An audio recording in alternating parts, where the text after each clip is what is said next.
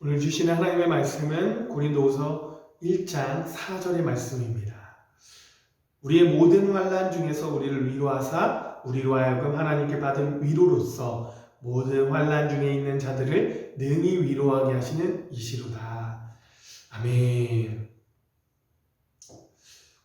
오늘부터 고린도전서에 이어서 고린도후서를 여러분과 함께 살펴보며 은혜를 나누고자 합니다.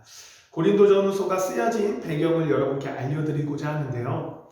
바울이 2차 전도 여행 당시 고린도 교회를 세우고 1년 반 동안 목회하다가 안디옥으로 귀환합니다.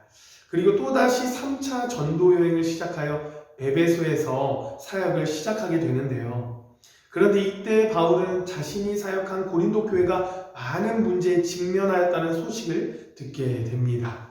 그래서 바울은 고린도 교회 내에 야기되는 여러 가지 오류에 대한 책망과 또 고린도 교인들이 물어온 그 신앙상의 질문들에 대한 답변을 담아 편지를 보내게 되는데요. 이 편지가 지난 본문 바로 고린도전서입니다.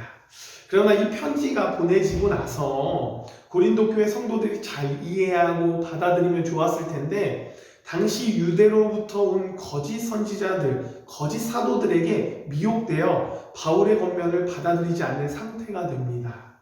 더 나아가 바울의 사도권마저 의심하게 되는 상황이 벌어지죠. 이에 바울은 자신의 전도 일정을 변경하면서까지 급하게 에베소에서 곧장 고린도를 방문하게 됩니다. 하지만 바울의 이러한 계획은 고린도 교인들의 배척으로 실패하고 맙니다. 그래서 바울은요, 다시 에베소로 돌아갈 수밖에 없었는데요. 에베소로 돌아간 후에 바울은 다시금 고린도 교인들의 회개를 촉구하는 편지를 써서 이 디도편으로 고린도에게 보내게 됩니다. 그 디도는요, 고린도 교회의 소식을 갖고 오게 되는데 고린도 교인들의 대부분이 회개하였다는 기쁜 소식을 듣게 됩니다. 그 소식을 들은 이 바울이 그들을 격려하며 아직 남아있었던 그 오해를 확실히 불식시키고자 하는 편지를 쓰는데 그 편지가 오늘부터 시작되는 고린도 후서가 되겠습니다. 그러므로 오늘 본문이 속해 있는 고린도 후서는 바울의 사도직 및 사도직 수행에 대한 변호에 치중하고 있다는 것을 우리는 기억해야 합니다. 특별히 오늘은 사절을 함께 나누려고 하는데요. 사절을 다시 한번 봉독할게요. 우리의 모든 환난 중에서 우리를 위로하사 우리로 하여금 하나님께 받는 위로로서 모든 환난 중에 있는 자들을 능히 위로하게 하시는 이시로다. 바울은 우리의 모든 환난 중에 우리를 위로하사라고 말합니다. 이것은 복음의 사역을 하는 바울의 선교팀에 고난이 있었음을 나타내는 대목입니다. 바울과 그의 동역자들은 이루 헤아릴 수 없는 어려운 많은 고난과 환난을 당했습니다. 본문 8절에 이렇게 기록되어 있는데요. 형제들아, 우리가 아시아에서 당한 환난을 너희가 모르기를 원하지 아니하노니 힘에 겹도록 심한 고난을 당하여 살 소망까지 끊어지고, 이렇게 기록되어 있습니다.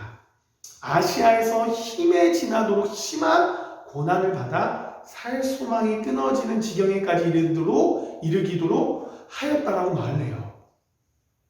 이것이 무엇을 의미하는 것일까요? 바로 하나님을 믿는 성도라고 해서 고난이 없지 않다는 것을 의미하는 것입니다. 세상의 환난이나 고난, 또 이것을 원하는 사람은 아무도 없어요.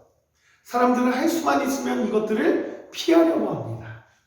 그래서 사람들은요, 무당을 찾아가기도 하고 점을 보기도 하고 부적을 써 붙이는가 하면 세속 종교에 귀의하기도 합니다. 고난을 두려움의 대상으로 여기는 것, 고난 앞에서 무력해지는 것, 이것이 세상에 갇힌 사람들의 모습 아닐까요? 그러나 이것은요, 비단 세상 사람들만의 모습이 아니에요. 기독교인 중에서도요, 기독교를 믿으면 고난이 오지 않을 줄을 알고 교회에 나오는 사람들이 간혹 있습니다.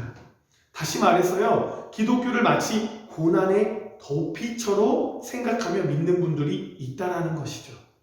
이것은요, 아주 잘못된 생각들입니다. 물론 성도들이 이렇게 생각하는 데에는요, 기독교를 믿으면 만사 형통하고 고난은 없는 것처럼 전한 전도자들에게도 책임이 있습니다. 하지만 이유야 어찌됐든 분명한 사실은 교회에 다닌다고 해서 고난이 우리에게 떠나지 않는다라는 거예요. 우리는 이 사실을 기억해야 합니다. 사랑하는 여러분, 바울과 그의 동역자들을 한번 생각해 봅시다. 이들이 어떤 사람입니까? 주님의 말씀을 따라 자신의 일생을 주님께 드렸던 사람들입니다.